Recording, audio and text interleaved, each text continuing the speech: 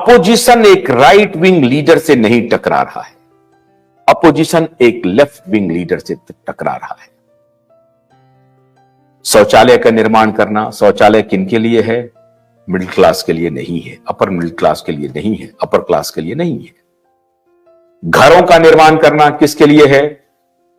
Upper class, middle class और upper middle class के लिए नहीं है, गरीब लोगों के लिए है। गैस सिलेंडर बांटना, ऑलमोस्ट मुफ्त में बांटना, गैस चूल्हा बांटना, गैस का कनेक्शन देना, ये प्रो पुअर अप्रोच है।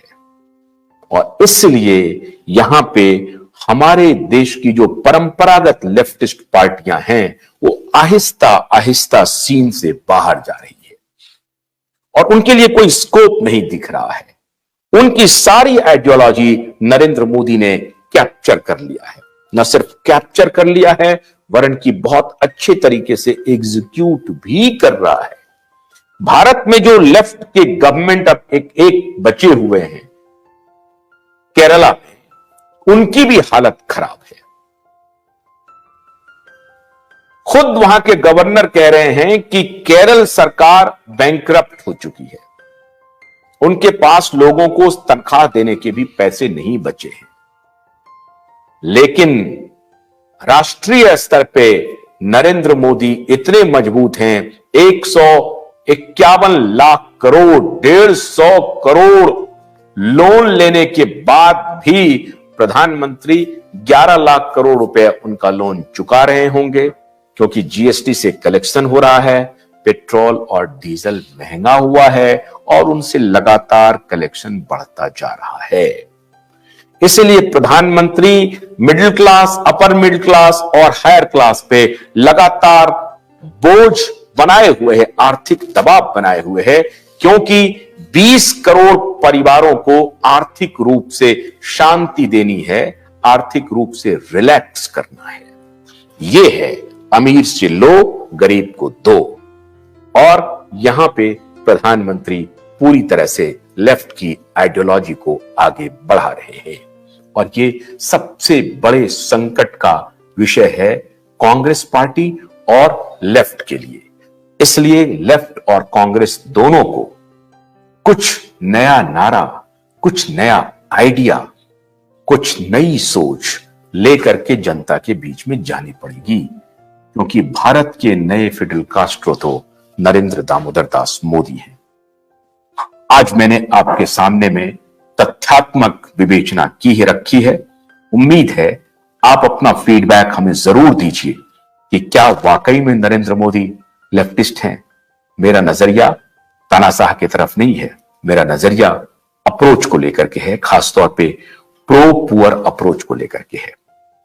उसमें नरेंद्र मोदी तो बिल्कुल ऐसा लगता है कि लेफ्ट आइडिया को आगे बढ़ा रहे हैं। एक और मैं चलते चलते जिक्र कर दूं, 1980 में जब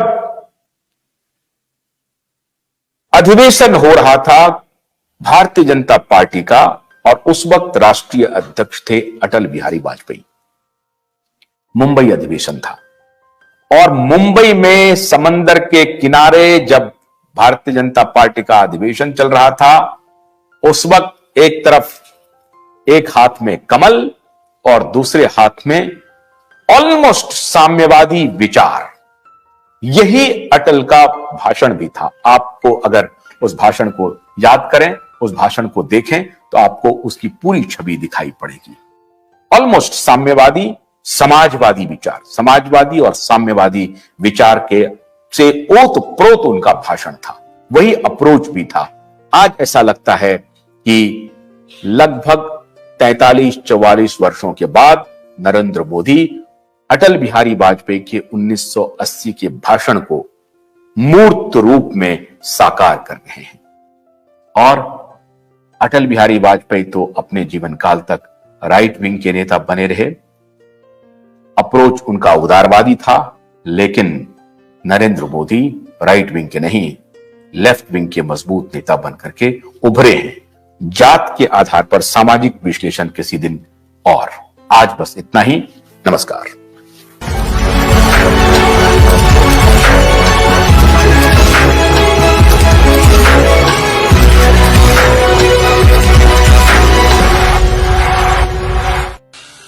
Bholanatha's brush cutter is a battery-operated machine with a charging time of 3.5 hours, boasts an impressive operating time of 6 to 8 hours, allowing it to efficiently cut through 16,000 square feet of wheat or rice fields on a single charge, while its petrol counterpart consumes 1,000 Indian rupees worth of petrol for the same task.